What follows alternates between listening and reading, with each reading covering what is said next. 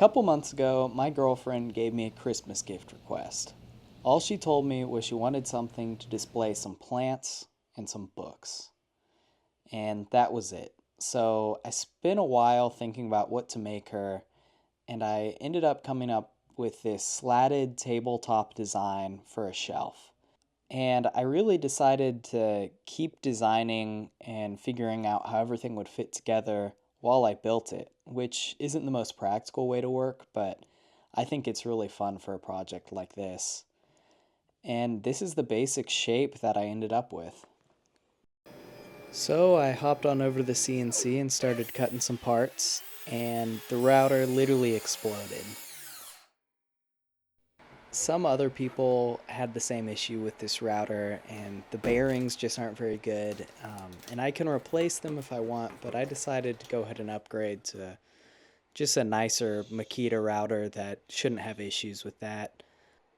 Generally, I prefer to just buy the nicest tools I can afford because I really hate cheap, crummy tools that are gonna break after a while, and I'd rather kind of just bite the bullet and get something that'll stand the test of time. I also thought it was about time I gave the router a little bit more character.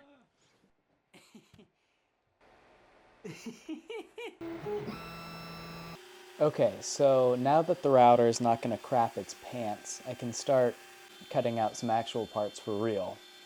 And I decided to start with the feet. I really liked this two-part design for the feet. They kind of look like high heels, and they'll just help lift up the shelf, and it'll make it look more like a piece of actual furniture than just like some shelf that would be part of a room.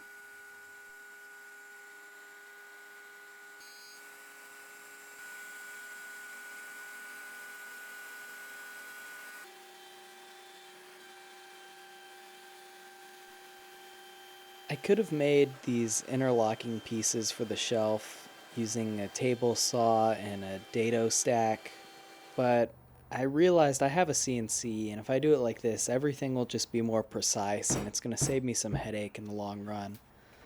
Also, it's just easier, and I don't have to worry about things like tear out, because the CNC usually does a much cleaner job than a table saw blade would do.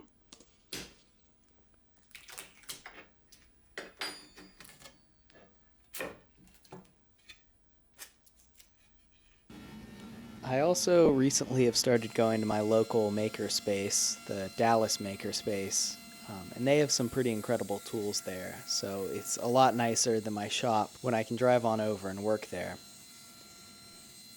And here I'm just ripping down some of the pieces to make up the slats.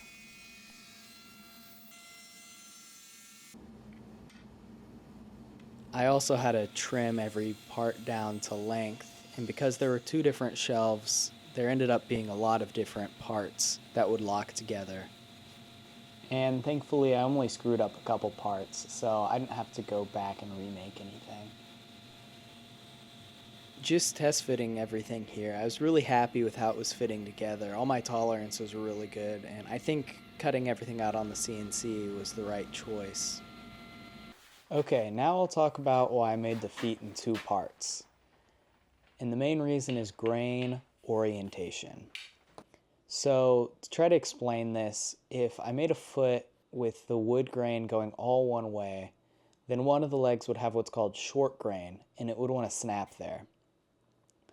Likewise, if I made another leg with the grain going the other way, then the other leg would have short grain and would want to break there. But if I make a leg in two parts with some of the wood grain going one way and some of it going the other way, and I connect them with a dowel, then it's going to be really strong and the wood won't want to snap. Especially if it's supporting a lot of weight, like this shelf hopefully will.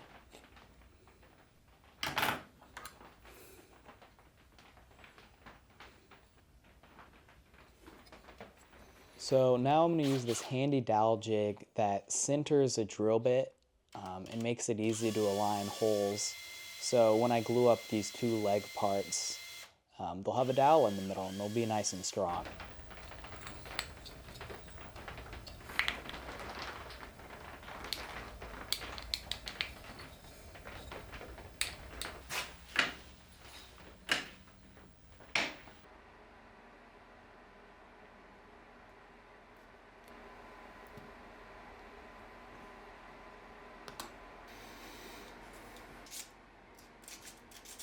Now, I usually have a problem where I tend to overcomplicate projects I'm working on, and right about here is when I realized this was going to be a bit more work than I originally thought. Just because there were so many spots to put glue and so many different joints I had to glue up and get to fit together tightly. Um, Later on, when I'm finishing this project, that kind of is a real pain I have to deal with.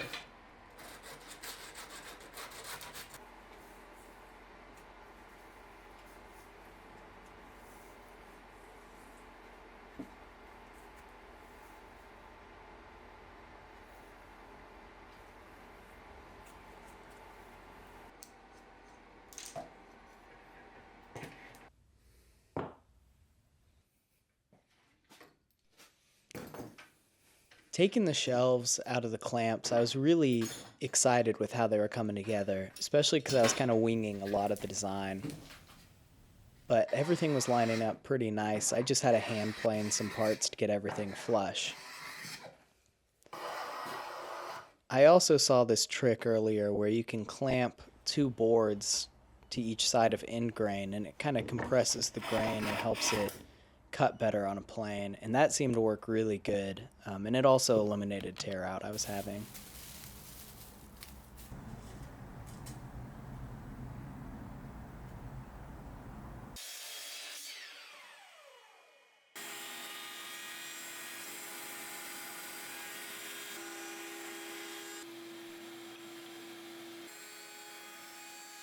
I've been into furniture recently that kind of has a lot of curves and big roundovers that give it a really organic feel. And I knew I wanted to play with that because I think it's really cool when you can see something and be like, wow, how'd they make that? Like, how is that working? And I think this is a simple way to get that feeling and not really add a ton of complexity or hard work. Just do some heavy roundovers and do a bunch of sanding, and there you go. I'm also filling the gaps here with some glue. There weren't really any big gaps, just tiny little cracks and other things.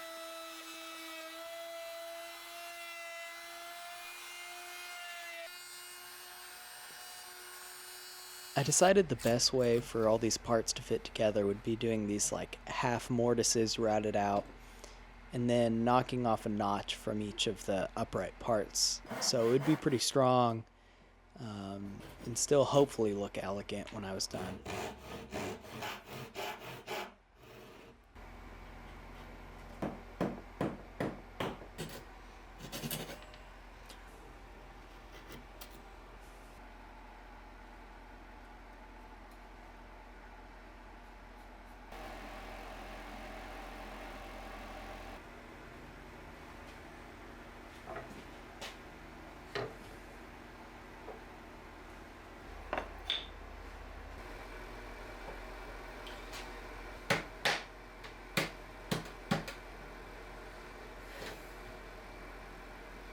Sweet.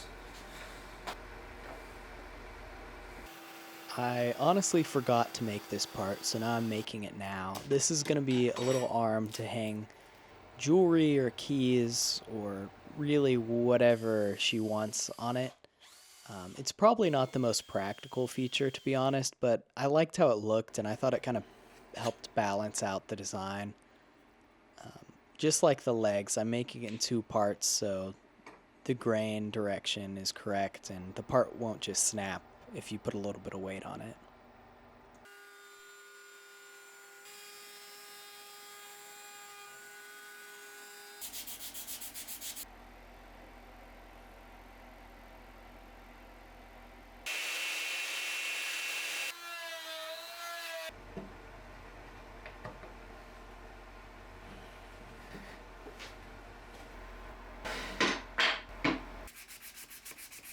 It was right about now that the overcomplicating realization I had earlier started to really kick in. Because there were dozens of these slots, I had to sand in every single crack.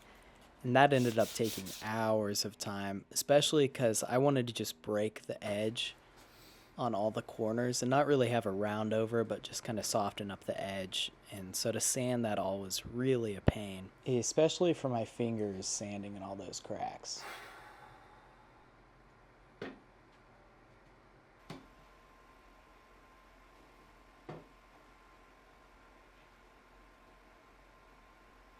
The feet glue into the shelves the same as the upright parts. I was initially going to put some dowels in them, um, but after kind of playing with it, I realized it was going to be plenty strong, especially because of the function of this piece, so I just glued them in on their own. And I was honestly kind of surprised by how strong everything felt. It all fit together really tight, and I was feeling really happy. Now, these parts I kind of had to cheat. I really should have made another foot to go in and then cut out the rest, like the rest of the upright parts. But I was lazy, so I just glued in a couple spacer blocks.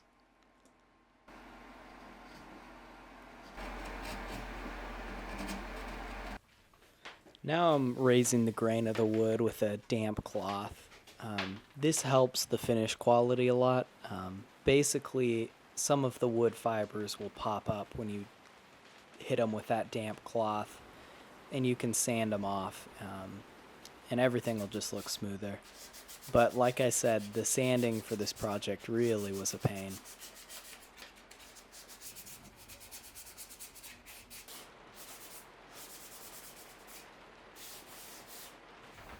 Now's the best part of any project. To finish this, I'm using Rubio Monocoat, which is one of my favorite finishes right now. It smells like pie. I don't know how they make it smell that good.